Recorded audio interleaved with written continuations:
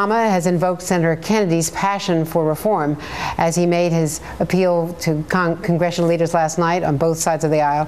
Republican Senator Orrin Hatch of Utah joins us now. Senator, you heard the president last night in that very powerful, very emotional appeal with the last will and letter of Senator Kennedy to President Obama calling for health care reform.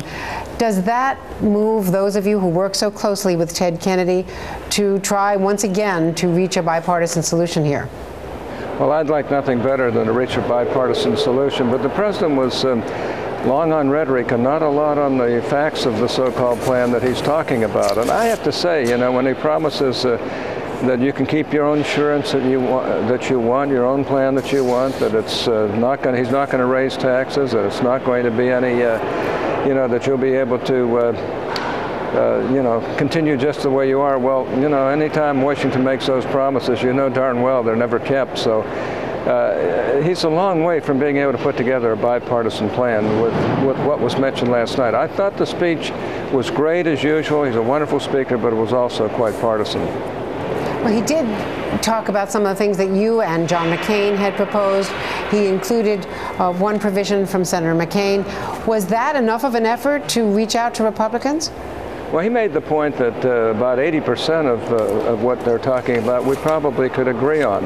But it's the 20% where all the money is where we have a lot of disagreements. For instance, he was saying basically that they're going to have a public plan, one form or another, that they're going to have an employer mandate. And see, I have a lot of problems with that, because with an employer mandate, the employers are penalized if they don't provide health insurance.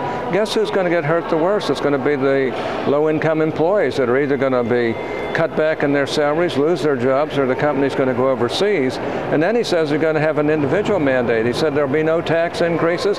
Give me a break. Families earning $66,000 a year, if they don't have health care, they're going to get assessed $3,800. That's a tax, whether you like it or not. And you can go on and on.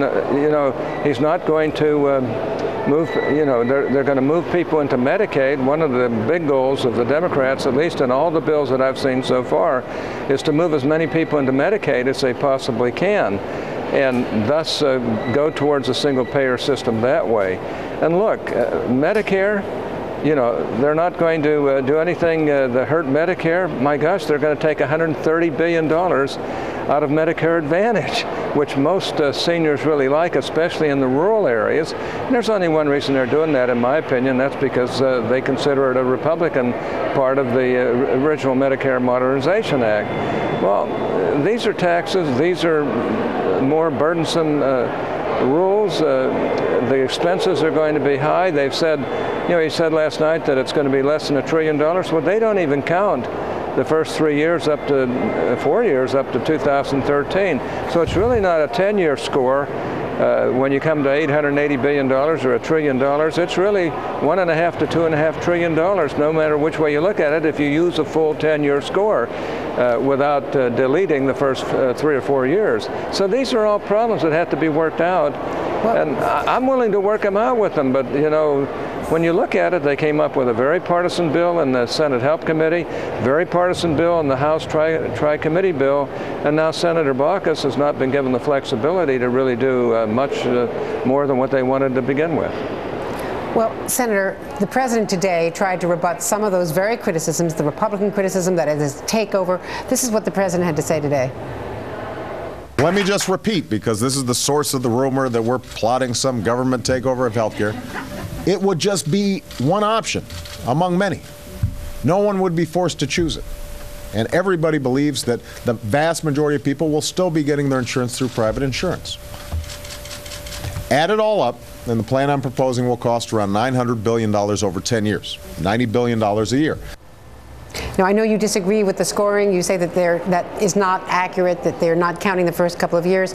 And you also said just now that Senator Baucus has not been given any flexibility. He just spoke on this subject about an hour ago. Let me play it for you. The president's speech kind of breathed new life into what we're doing, because this is basically what that proposal is. So Senator Baucus and his colleagues are going to the White House today. Are you ready to rejoin the Finance Committee meetings and try to, you know, have your voice heard? Well, I can't support what Senator Baucus is arguing for, and I'm not sure any Republicans can. Again, you have employer mandates, employee mandates, a moving of people into Medicaid. You know, the CBO says that at least 10 million people will move into Medicaid. The Lewin Group says at least 119.1 million people will move from private sector insurance into Medicaid. It's got to be somewhere between that 10 million and 119 million, and I can bet your bottom dollar that Lewin is a lot closer to the truth than the Congressional Budget Office at this point. Lewin's been highly respected until we've gotten into the partisan aspects of these bills, and you add it all up. It doesn't make sense. It's going and look, it's not an $880 billion bill. They don't count the first 4 years, only the last Senator, 6 or 7 years. Is the bottom line that, with the possible exception of Olympia Snowe and maybe Susan Collins, maybe one or two others, that this is going to be a Democratic bill if it comes through?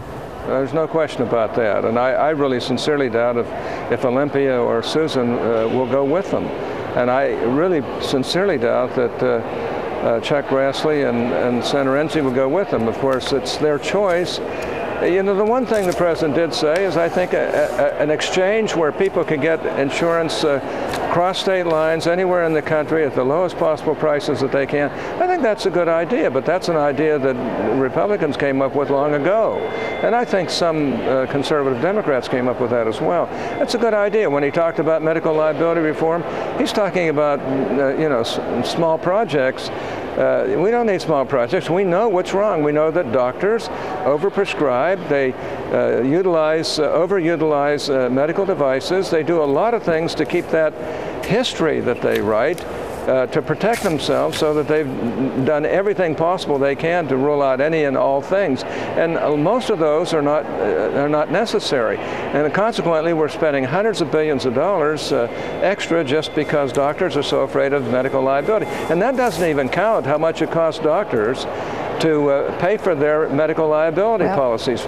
You know, obstetricians alone, think about it.